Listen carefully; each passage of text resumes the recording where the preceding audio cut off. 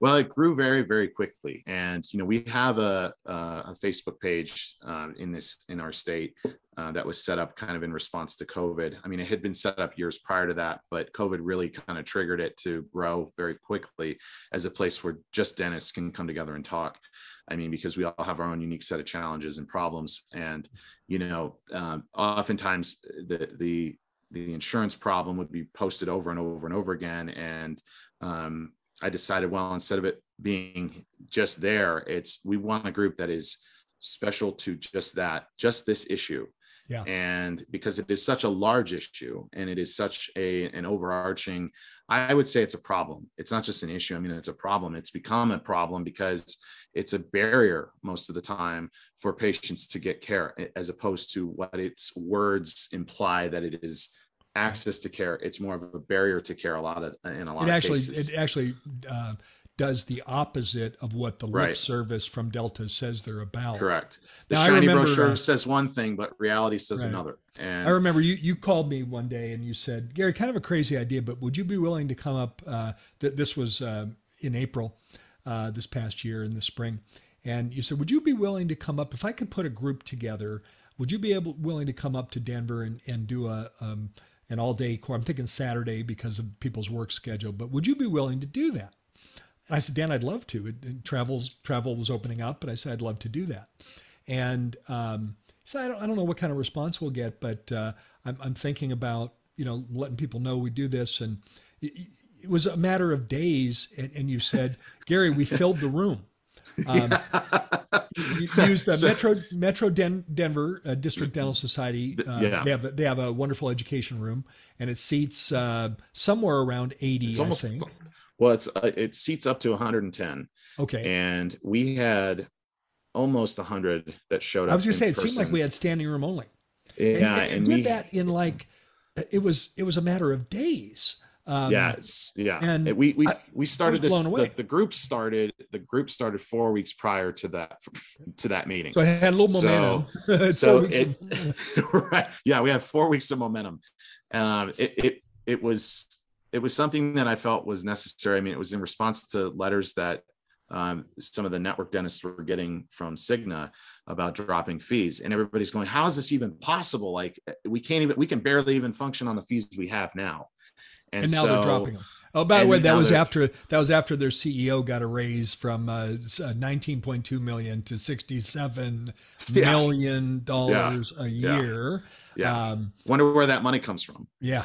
And then they announced at the end of the year, they're cutting your fees, doctors, 15% off of already miserable base fees. They're cutting another 15. So it kind of shows where the priority is.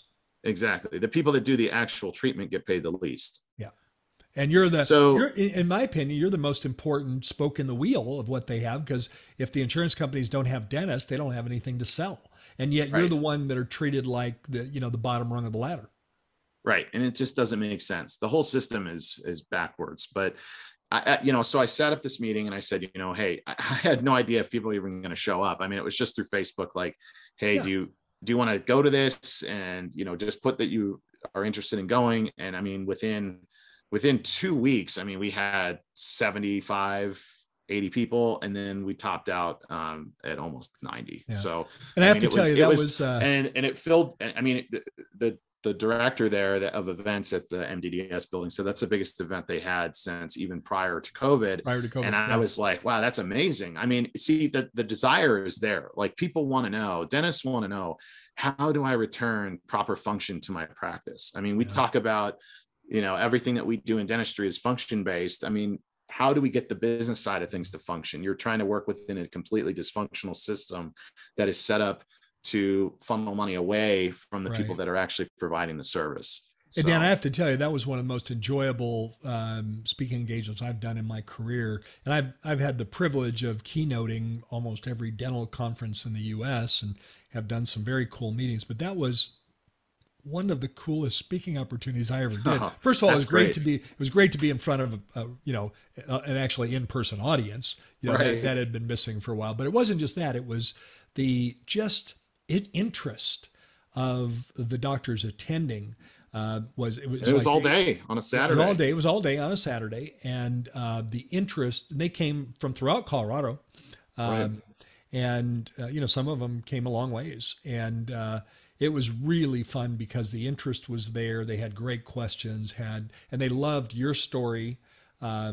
Tracy Hughes, another one of my clients, was there, and Tracy shared some of her experience. Yep. And it was just one of the most enjoyable days I've had in my career. And I want to thank you for organizing that. Absolutely. Thank you for coming. I mean, I was like, well, we'll see if anybody's even going to want to do this. I got to find somebody to speak. And I've never organized an event like that before. And it really, everything came together quickly because I was like, okay, we're going to seize on the momentum of people really starting to understand how this is actually affecting them. Because as you've said before, it's easy just to put your head down and just trot and plod along. It's like, but we need to figure out how to actually make this work, because at some point, when you go to transition your practice and you retire, what does that even look like? I mean, what are we leaving for the next generation that's coming up? I mean, it's just crazy. Not to mention that you deserve to have a work life that brings you enjoyment. You totally. You don't need to be the proverbial hamster on the treadmid. You don't have to do that. And Dan, I've got a long way to go. I mean, my career's not. Yeah, technically you're maybe mid-career. Early. You've got a little one at home. I have 3 little ones at home. Yeah. But the newest is, you got a new one that's. Yes. I've got a new one that just turned 1. So I was going to say, it just turned 1. Yeah. So you deserve to have a great work-life balance. You're not going to get a work-life balance if you're a hamster on a treadmill. No. You deserve this.